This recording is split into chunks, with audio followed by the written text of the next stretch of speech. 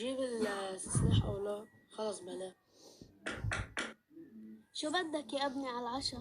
لوين رايح؟ لا تكون ظاهر بلا علم. اذا بدك تروح على محل لازم تكون دارس.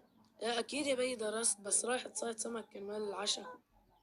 معرفاتي هو اللي بتعرف. ايه يا ابني روح، الله يرضى عليك. بي بدي اسألك سؤال، حدا عنده هوية مثلنا؟ ليه عم تسأل؟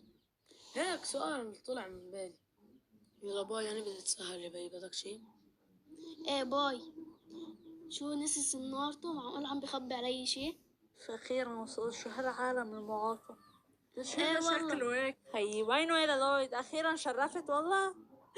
ايه شرفت، شو كنتوا عم تحكوا؟ مفكر حالك شي أنا حتى نحكي عنك؟ لك أشكال العالم كيف عم تحكي على العالم قدام العالم يا اهبل. عن جد انه انت بلا راس. أهم شي ما يكون بيك عارف، لأنه ما بعرف أصلا كيف فلتت منه، كيف ما عرف أصلا. ايه والله قلت له انه رايح تصيد. منضلنا مركزين بهالمهمة، ما نتفرق وركزوا كتير منيح. تفضل يا أنسي، تفضل تفضل. ميرك شان البنت قمر والله حبيت. يا خيي شو بك قدامها هيك عم تقول شو انت اهبل؟ ايه ماشي ماشي مثل ما عم تقول. هيك وقف عندك انت، ظاهر عندك اسلحة ولا لا؟ جاوبني بصراحة، انا ضاقت اكتر من واحد مثلك. اذا معك سلاح سلمه هلا احسن لك. لا والله ما معي شي.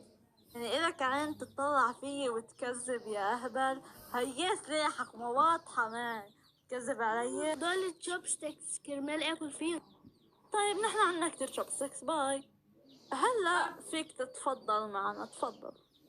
والله لا يسامح. ايه كذبت علي وهلا انت رايح مع كلاوس؟ والله لا اضربك بالبيت.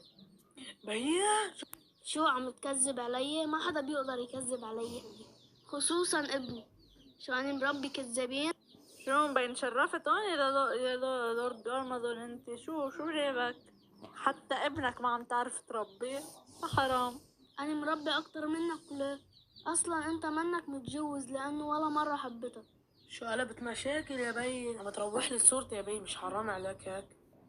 عشان هيك فلتني تحت بيتك. شو رايك تقرر حتجي ولا لا؟ لأنه إذا بتجي لإجي. يلا يلا هيني جاي.